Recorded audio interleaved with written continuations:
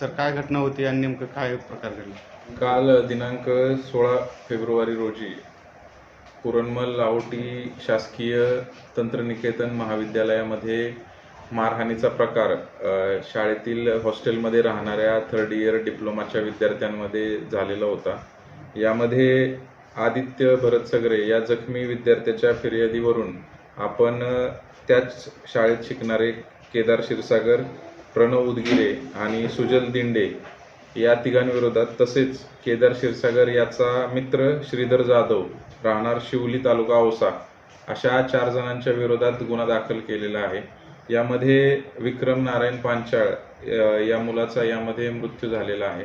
त्या अनुषंगाने खुनाचा गुन्हा तसेच खुनाचा प्रयत्न करण्याचा गुन्हा आपण दाखल केला। आपण तात्काळ गुन्ह्याची माहिती मिळता क्षणी स्पॉटवर जाऊन त्या ठिकाणी शिवाजीनगरच्या डीबी पथकाने पुढील 2 तासामध्ये 4ही आरोपींना अटक केलेली आहे आणि त्याचा तपास पीआय शिवाजीनगर हे करत आहेत। आज रोजी त्यांना आरोपींना कोर्टात हजर केलेला असताना त्यांना 21 तारखेपर्यंत 5 दिवसाची पोलीस कोठडी सुनावण्यात आलेली आहे।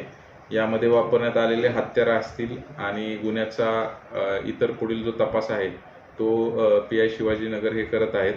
मुलांमध्ये हॉस्टेलमध्ये राहणाऱ्या मुलांमध्ये असलेल्या अंतर्गत वादातून एका विद्यार्थ्याची मोटारसायकलची इलेक्ट्रिक बाईकची काच फोडली गेलेली होती आणि त्या घटनेचं जे भांडण झालं त्याचं पर्यवसन हे यातील आरोपी केदार याने त्याच्या मित्राला बोलवून त्याच्या मार्फतीने या इतर मुलांवर हल्ला केला। त्यामध्ये 4 मुले जखमी झाली, त्यातील एका मुलाचा यामध्ये दुर्दैवी मृत्यू झालेला आहे।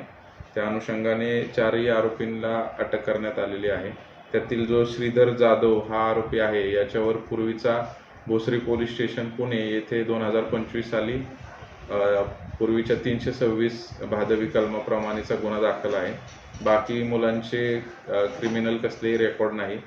या घटनेच्या अनुषंगाने DIG sir Shri Vitthal Umap sir Shahaji Umap sir आणि आमचे SP श्री अमोल तांबे सर तसेच additional SP Shri Mangesh Chavan sir यांच्या नेतृत्वामध्ये लातूर शहरामध्ये जे रात्रीच्या वेळी फिरणारे तरुण असतील किंवा ओपन दारू ज्या ठिकाणी पिली जाते असे ठिकाणे असतील आणि जी महत्त्वाची ट्युशन एरिया वगैरे भाग आहे या भागामध्ये कोम्बिंग ऑपरेशनचं आणि रेकॉर्डवरील गुन्हेगारांच्या चेकिंगसाठीची मोहीम या पुढील काळामध्ये राबवण्याचं निश्चित करण्यात आलेलं आहे।